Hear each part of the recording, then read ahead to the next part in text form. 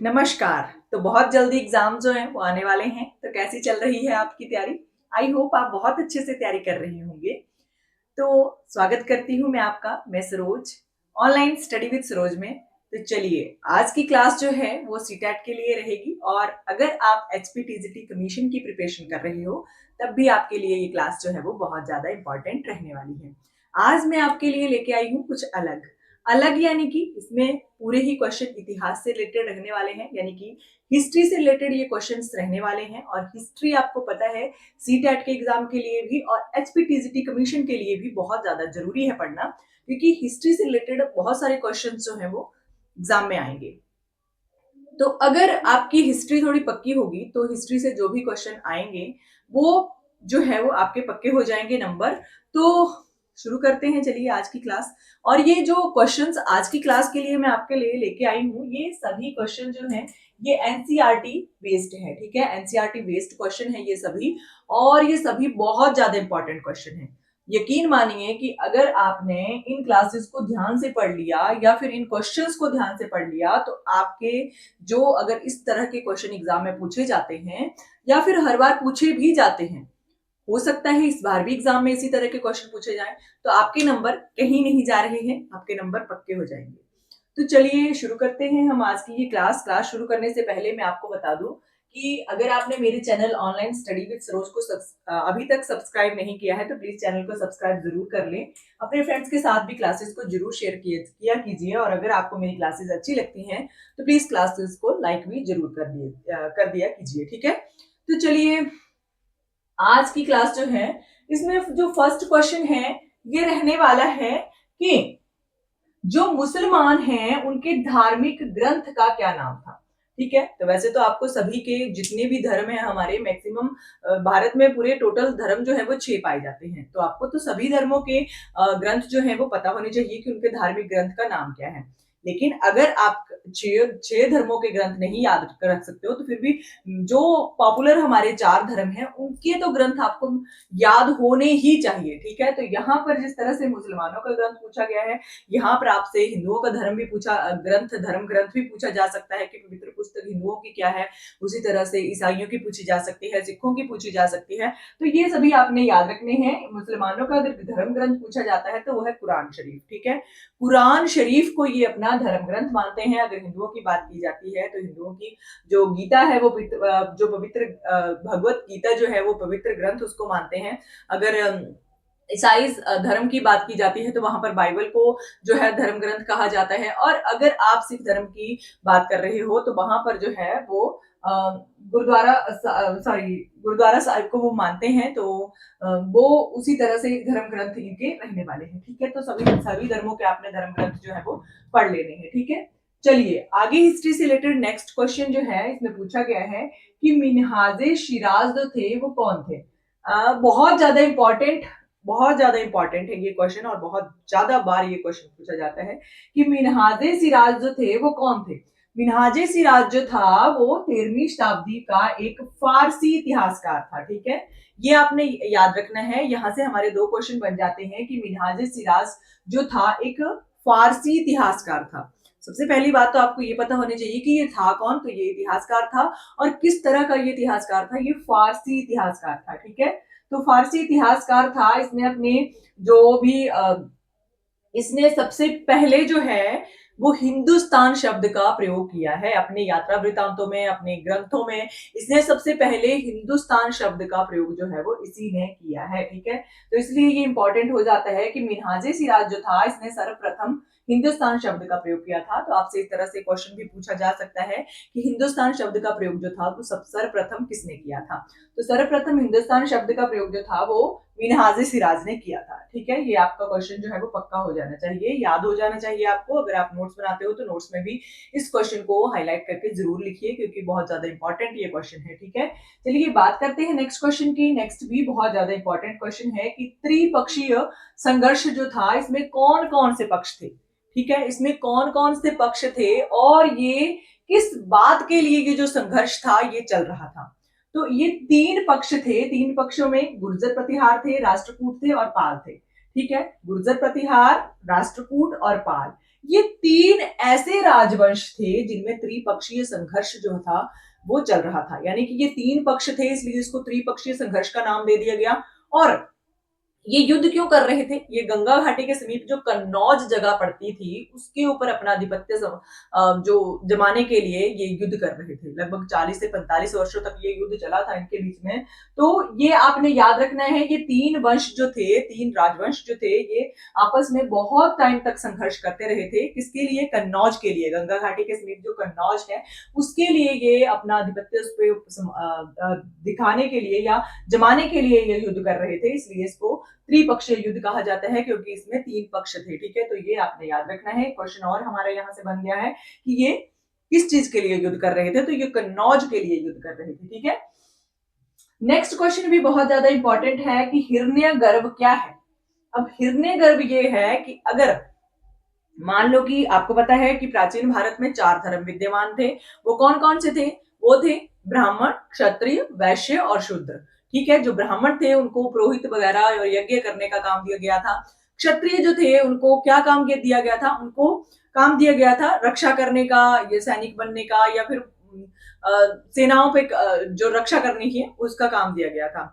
उसके बाद आते हैं वैश्य, वैश्य को व्यापार आदि का काम दिया गया था। उसके बाद आते हैं शूद्र, शूद्रों को जो है वो तीनों पक्षों की सेवाकर्ता का काम दिया गया था। ठीक है, तो शूद्रों को थोड़ा नीच भी समझा जाता था, तो लेकिन जब पहले बार ये विभाजन हुआ था तो शूद्रों को जो था वो तीनों पक्षों की सेवा का कार्य जो था वो सौंपा गया था। ठीक है, एक तीनों ही जो जातियां थी या जो विभाजित किए गए थे वो उनकी सेवा करने का कार्य जो था वो शूद्रों को दिया गया था।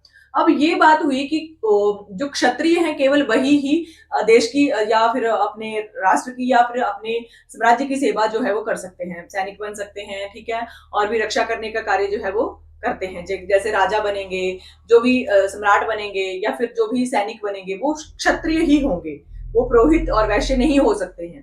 तो इसलिए ये जो हिरण्यगर्भ था ये चलाया गया कि हिरण्यगर्भ अनुष्ठान करके, इस तरह का अनुष्ठान करके आप क्षत्रियत्व को प्राप्त कर सकते हो और क्षत्रिय बनकर आप जो क्षत्रियों का काम होता है जैसे राजा बनना, सम्राट बनना या फिर सैनिक बनना, ये काम आप कर सकते हो। ठीक है, तो क्षत्रियत्व प्राप्त करने के लिए ये अनुष्ठान जो था वो करना पड़ता था। इस अनुष्ठान का नाम था हिरण्यगर्भ। ठीक है, हिरण्यगर्भ आपने याद रखना है। चलिए बात करते हैं नेक्स्ट क्वेश्चन की। नेक्स्ट क्वेश्चन में पूछा गया है कि कलहण कौन था। ठीक है, तो ये सभी जो नोट्स में आपके लिए आज लेके आई हुई है, क्वेश्चंस में आपके लिए लेके आई हुई, ये 7th की एनसीईआरटी से रिलेटेड है। हिस्ट्री में ये सभी क्वेश्चन जो है वो बहुत ज्यादा इंपॉर्टेंट पूछे गए हैं। ठीक है, तो इसी तरह से और भी क्लासेस में आगे आपके लिए लाती रहूंगी, तो प्लीज क्लासेस को कंटिन्यू जरूर देखिएगा।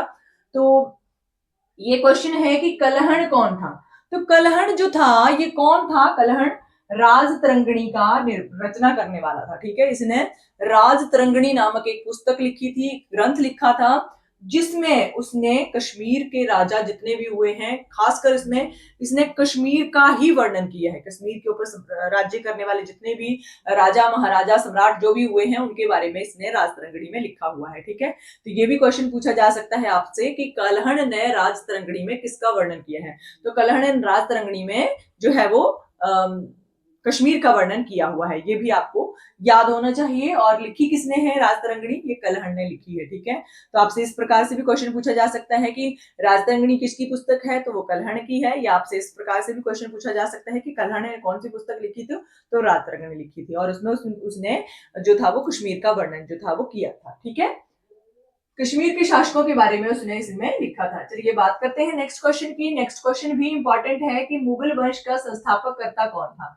ठीक है, मुगल वंश की स्थापना जो थी ये किसने की थी? तो मुगल वंश की जो स्थापना है ये की थी बाबर ने। ठीक है, बाबर ने की थी। और ये किसने कैसे की थी? तो बाबर ने जो इस्लाम वंश जो भारत के ऊपर राज कर रहा था या दिल्ली के ऊपर राज कर रहा था, उस वंश को हराकर, जो लास्ट वंश था वो था लोधी। ठीक है, लोधी वंश था। ठीक है, लोधी वंश के इब्राहिम लोधी को हराकर, यानी कि पानीपत की पहली लड़ाई हुई थी। ठीक है, पानीपत की प्रथम लड़ाई। ठीक है, तो ये हुई थी बाबर और इब्राहिम लोधी के बीच में। ठीक है, तो ये हुई थी 1526 में। ठीक है, तो आपसे क्वेश्चन इस प्रकार से भी पूछा जा सकता है कि मुगल वंश की स्थापना जो थी वो कब हुई थी। तो 1526 में पानीपत की प्रथम लड़ाई के बाद बाबर जो था वो इस लड़ाई में जीत गया था और इब्राहिम लोधी इस लड़ाई में हार गया था। उसके बाद बाबर ने जो था वो इस्लाम वंश का अंत करके मुगल वंश की नींव जो थी वो भारत में रखी थी। ठीक है, तो ये बहुत ज्यादा इंपॉर्टेंट क्वेश्चन है और इसी क्वेश्चन से मैंने आपको 3 से 4 क्वेश्चन बता दिए हैं, तो ये सभी आपने याद रख लेने हैं कि पानीपत की पहली लड़ाई हुई थी 1526 में। उसमें बाबर और इब्राहिम लोधी जो थे वो थे, और इब्राहिम लोधी जो था वो हार गया था, बाबर जीत गया था। और बाबर ने लोधी वंश का अंत करके जो इस्लाम वंश का इस्लामिक राजवंश का जो अंतिम शासन करता था वो इब्राहिम लोधी, उसको हरा करके जो था वो मुगल वंश का की स्थापना जो थी वो भारत में की थी। ठीक है, अब इस्लाम वंश जो था वो खत्म हो गया था। ठीक है, तो बाबर ने जो था वो मुगल वंश की स्थापना की थी। बाबर को मुगल वंश का संस्थापक कहा जाता है। ठीक है, और ये कब हुई थी? 1526 में। ठीक है, ये अभी सभी क्वेश्चन आपने याद रख लेने हैं। चलिए बात करते हैं नेक्स्ट क्वेश्चन की। नेक्स्ट क्वेश्चन है कि तैमूर ने दिल्ली पर हमला कब किया था? तो तैमूर जो दिल्ली पर हमला करने आया था वो 1398 में आया था। ठीक है, तैमूर ने दिल्ली पर हमला जो किया था वो 1398 में किया था, ये आपने याद रखना है। ठीक है, बहुत ज्यादा इंपॉर्टेंट ये क्वेश्चन है। ठीक है, 1398 में तैमूर ने दिल्ली पर हमला जो था वो किया था। अच्छा, एक क्वेश्चन और पूछा जाता है कि ये जो मुगल थे ये अपने माता की तरफ से किसके वंशज थे और पिता की तरफ से ये किसके वंशज थे? तो ये बहुत दो शक्तिशाली ऐसे राजवंश थे जिनके की दोनों वंशज थे। ठीक है, तो ये माता की ओर से चंगेज खान के वंशज थे और पिता की ओर से ये तैमूर के वंशज थे। ठीक है, ये जो तैमूर नाम आ रहा है ये मुगल इनके वंशज थे पिता की ओर से। ठीक है, तो पिता की ओर से ये तैमूर के वंशज थे और माता की ओर से ये चंगेज खान के वंशज थे। ये जो थे वो स्वयं को पिता का वंशज कहलाना ही उचित समझते थे। इनको माता का वंशज, अगर चंगेज खान का वंशज इनको कहा जाता था तो इनको बहुत ज्यादा लज्जा जो थी वो प्रतीत होती थी। तो ये स्वयं को माता का वंशज नहीं कहलाना चाहते थे, ये स्वयं को पिता का वंशज ही कहलाना चाहते थे, जो कि इनके पिता की तरफ से वंशज जो था वो तैमूर था। ठीक है, तो ये क्वेश्चन बहुत ज्यादा इंपॉर्टेंट है, मेरे माइंड में आ रहा था तो मैंने आपको बता दिया है, ये आपने जरूर याद रखना है। तैमूर ने और दिल्ली के ऊपर हमला कब किया था? दिल्ली के ऊपर तैमूर ने 1398 में हमला किया था, ये बहुत ज्यादा इंपॉर्टेंट है। ठीक है, तो ये जो मुगल वंश था ये जो थे वो पिता की ओर से जो थे तैमूर के वंशज थे। ठीक है, तो चलिए बात करते हैं अब नेक्स्ट क्वेश्चन की। नेक्स्ट क्वेश्चन भी बहुत ज्यादा इंपॉर्टेंट है कि अल्बेरूनी कौन था? अब जिस तरह से मिन्हाजे सिराज के बारे में आपसे पूछा गया था उसी तरह से यहाँ पे आपसे अल्बेरूनी जो था वो पूछा गया है। अच्छा, मैं एक फैक्ट आपको बताती हूँ कि जो भी राजा महाराजा या सुल्तान या शासक आप कह सकते हो, सम्राट आप कह सकते हो, ये जो भी हुए हैं ना, ये क्या करते थे?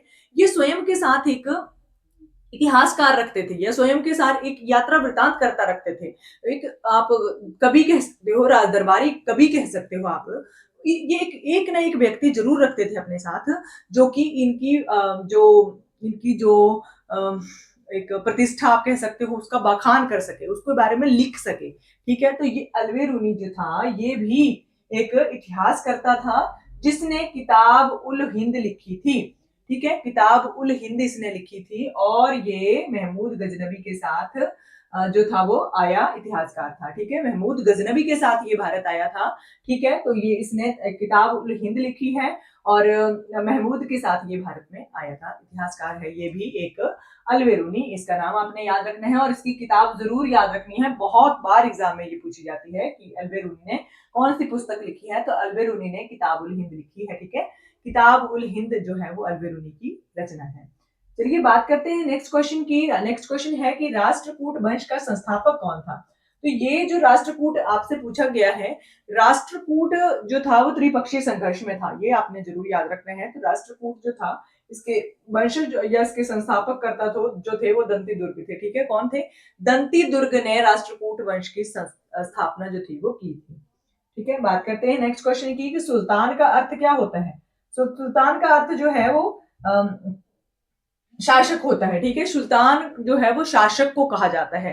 ठीक है, तो सुल्तान जो वर्ड है ये किस भाषा का शब्द है? ये अरबी भाषा का शब्द है। ये भी आपसे पूछा जा सकता है कि सुल्तान शब्द किस भाषा से आया है, तो ये अरबी भाषा से आया है और इसका अर्थ जो है वो होता है शासक। ठीक है, नेक्स्ट क्वेश्चन भी वेरी इंपॉर्टेंट कि इब्न बतूता कब भारत आया था। अब मैंने आपको ये बता दिया कि कोई ना कोई जो एक राजा कह लो, सम्राट कह लो, सुल्तान कह लो, कि वो अपने साथ कोई ना कोई इतिहासकार या कोई ना कोई रचनाकार जो थे वो अपने साथ रखते थे, ठीक है। तो इब्न बतूता भी उसी तरह से अफ्रीका देश से ये भारत में आया था, मोरक्को, अफ्रीका देश के मोरक्को से ये भारत में आया था और ये 14वीं शताब्दी में भारत में आया था, ठीक है। 14वीं शताब्दी में ये भारत में आया था, ये आपने जरूर याद रखना है। और मोरक्को से ये भारत में आया था इब्न बतूता, ठीक है। इब्न बतूता ने रिहला नामक पुस्तक लिखी है, ठीक है। ये भी पूछी जाती है कि इब्न बतूता की पुस्तक का नाम बताओ, तो रिहला नामक इसने पुस्तक की रचना की है, ठीक है। इब्न बतूता के बारे में मैंने आपको बता दिया, ये अफ्रीका देश के मोरक्को से ये 14वीं शताब्दी में भारत में आया था और इसने रिहला नामक पुस्तक की रचना जो थी वो की थी, ठीक है। नेक्स्ट क्वेश्चन है कि सांकेतिक मुद्रा यानी कि टोकन चलाने वाला पहला जो सुल्तान था वो कौन था। तो सांकेतिक मुद्रा जिसको कि टोकन कहा जाता है, इसको चलाने वाला जो प्रथम सुल्तान था वो मोहम्मद तुगलक था, ठीक है। मोहम्मद तुगलक जो था ये इसने टोकन जो था ये पहली बार चलाया था, ठीक है। सांकेतिक मुद्रा चलाने वाला ये प्रथम सुल्तान था, ठीक है। तो ये आपने जरूर याद रखना है, तुगलक वंश का ये महान शासक था, ठीक है। तो आपको पता है कि ये दिल्ली के ऊपर 5 राजवंशों ने शासन किया है, इस्लामिक राजवंश जो थे वो 5 थे, उन्होंने शासन किया है। तो ये उनमें से ही एक तुगलक वंश जो था उसका महान शासक था ये, जिसने की सांकेतिक मुद्रा यानी कि टोकन जो था वो चलाया था, ठीक है। ये आपने याद रखना है। नेक्स्ट क्वेश्चन है कि दिल्ली सल्तनत का अंतिम राजवंश जो था वो कौन सा था। तो दिल्ली सल्तनत का अंतिम राजवंश जो था लोधी वंश था। अभी मैं आपको यहाँ पे मुगल वंश के संस्थापक के बारे में पढ़ा रही थी, तब भी मैंने आपको बताया था कि लोधी वंश जो था वो इस्लामिक सल्तनत का ये अंतिम राजवंश था, ठीक है। मैंने आपको बताया कि 5 इस्लामिक राजवंशों ने दिल्ली के ऊपर जो था वो शासन किया था। तो ये जैसे गुलाम वंश हो गया, तुगलक वंश हो गया, सैयद वंश हो गया, ठीक है। तो ये सभी जो वंश थे इन्होंने दिल्ली के ऊपर शासन किया था। तो ये लोधी वंश जो था ये अंतिम राजवंश था। इस वंश के जो महान शासक इब्राहिम लोधी थे, उनको 1526 में यानी कि पानीपत की पहली लड़ाई में हराकर जो था वो बाबर ने भारत में जो था वो मुगल वंश की नींव जो थी वो रख दी थी, ठीक है। तो मुगल वंश की स्थापना इसने कर दी थी बाबर ने, इसको लोधी को वंश के अंतिम शासक इब्राहिम लोधी को हरा करके, ठीक है। तो अंतिम जो राजवंश है वो कौन हुआ, वो हुआ लोधी वंश, ठीक है। ये आपने याद रख लेना है। चलिए बात करते हैं नेक्स्ट क्वेश्चन की, को हुमायूं को पराजित करने वाला शासक कौन था। तो हुमायूं को किसने पराजित किया था। हुमायूं जो था ये बाबर का पुत्र था, ठीक है। ये आपने जरूर याद रखना है। हुमायूं जो था ये बाबर का पुत्र था। हुमायूं को शेरशाह सूरी ने हराया था और इसको जो था वो भारत से बाहर भेज दिया था, ठीक है। भारत से बाहर इसको कर दिया था, ठीक है। तो लगभग 15 वर्षों तक ये भारत से बाहर रहा था। इसलिए जो था एक तरह से इसको निकाला दे दिया गया था देश से। तो शेरशाह सूरी जो था उसने इसको पराजित करके हुमायूं को बाहर कर दिया था, ठीक है। तो हुमायूं जो था वो बाबर का पुत्र था, ये भी आपने याद रखना है। और हुमायूं का पुत्र जो था वो अकबर था, ये भी आपने याद रखना है। तो ये जो शेरशाह सूरी था इसके बारे में मैं आपको कल भी बता चुकी हूँ पिछली क्लासेस में, कि शेरशाह सूरी ने एक जीटी रोड यानी कि ग्रैंड ट्रंक रोड की स्थापना की थी 1542 में, ठीक है, जब अकबर जो था वो पैदा हुआ था, ठीक है। उसके इसके मरने के बाद हुमायूं जो था वो भारत में वापस जो था वो आया था, ठीक है। तो ये भी आपने याद रखना है। चलिए बात करते हैं नेक्स्ट क्वेश्चन की। नेक्स्ट क्वेश्चन है कि सल्तनत काल में खिराज क्या था। ये जो खिराज वर्ड है ये क्या था। तो सल्तनत काल में खिराज जो था एक कृषि कर था, ठीक है। ये कृषि के ऊपर किसानों से कर जो था वो लिया जाता था, जिसका नाम खिराज दिया गया था सल्तनत काल में, ठीक है। नेक्स्ट क्वेश्चन है कि मुस्लिम सल्तनत में एकमात्र मुस्लिम शासिका कौन थी, ठीक है। तो आपको मैंने बता दिया कि 5 जो मुस्लिम इस्लामिक आप कह सकते हो सल्तनतें जो थी उन्होंने राज किया था भारत के ऊपर, ठीक है। तो भारत के ऊपर 5 इस्लामिक सल्तनतों ने राज किया था। तो उन 5 में ही एकमात्र एक आज तक के इतिहास की एकमात्र ही मुस्लिम शासिका हुई है, जिनका नाम है रजिया सुल्तान। क्या नाम है, रजिया सुल्तान, ठीक है। ये एक पुत्रों से ज्यादा योग्य थी। ये किसकी पुत्री थी, इल्तुतमिश की ये पुत्री थी, ठीक है। गुलाम वंश के जो कुतुबुद्दीन ऐकब थे उनके उत्तराधिकारी थे इल्तुतमिश, ठीक है। इल्तुतमिश के बाद ये आई थी रजिया सुल्तान, ठीक है। तो रजिया सुल्तान जो थी ये लड़कों से ज्यादा कुशल और लड़कों से ज्यादा योग्य थी, लेकिन एक स्त्री होने की वजह से इसको जो था वो स्वीकार नहीं किया जा रहा था कि एक स्त्री जो है वो पुरुषों के ऊपर कैसे शासन करेगी, ठीक है। तो ये जो रजिया सुल्तान थी इसको बाद में केवल 4 ही वर्ष इसने शासन किया था। लगभग 1236 में ये सिंहासन के ऊपर बैठी थी और 1240 में इसकी डाकुओं को भेज करके इसकी हत्या जो थी वो करवा दी गई थी, ठीक है। तो एक स्त्री होने के कारण ही इसको जो था वो मार गिराया गया था, बल्कि ये लड़कों से या एक सम्राटों से ज्यादा योग्य थी, ज्यादा कुशल थी, इसको इसके पास ज्यादा जो कौशल था वो था, ये बहुत ज्यादा योग्य थी। तो केवल 4 वर्षों तक ही इसने शासन किया था और ये इस्लामिक सल्तनत की एकमात्र आज तक मुस्लिम शासिका जो है वो हुई है। तो रजिया सुल्तान का नाम जो है आज तक के इतिहास में अमर हो चुका है, ठीक है, क्योंकि ये जो थी बहुत ज्यादा बहादुर थी, बहुत ज्यादा इनमें जो थी एक एक बहुत ज्यादा पावर थी उस समय में। जिस समय में पुरुष प्रधान समाज हुआ करता था उस समय में भी इसने जो था वो 4 वर्षों तक, लगभग 4 वर्षों तक इसने जो था वो राज किया था। तो ये रजिया सुल्तान इस मुस्लिम सल्तनत के इतिहास की एकमात्र मुस्लिम शासिका हुई है, ठीक है, जिनका नाम रजिया सुल्तान है। ये इल्तुतमिश की पुत्री हैं और इल्तुतमिश के बारे में मैं आपको पिछली क्लास में बता चुकी हूँ कि इल्तुतमिश ने जो कुतुब मीनार का कार्य है उसको पूरा किया था। कुतुब मीनार को बनाया किसने था? कुतुबुद्दीन ऐकब ने, ठीक है। तो बख्तियार खिलजी जो थे उनकी याद में कुतुबुद्दीन ऐकब ने इसको बनाया था और जो था ये जो इल्तुतमिश था उसने इस कार्य को पूरा किया था, ठीक है। बनाने का अगर आपसे पूछा जाता है कि कुतुब मीनार को बनाया किसने था तो वो कुतुबुद्दीन ऐकब ने बनाया था। लेकिन अगर आपसे ये क्वेश्चन पूछा जाता है कि इस कार्य को पूरा किसने किया था तो पूरा किया था इल्तुतमिश, ठीक है। इल्तुतमिश ने इस कार्य को पूरा किया था, कुतुब मीनार बनाने के कार्य को, ठीक है। तो ये इल्तुतमिश की पुत्री थी रजिया सुल्तान, इसके बारे में भी मैंने आपको बता दिया। 4 वर्षों तक इसने शासन किया था।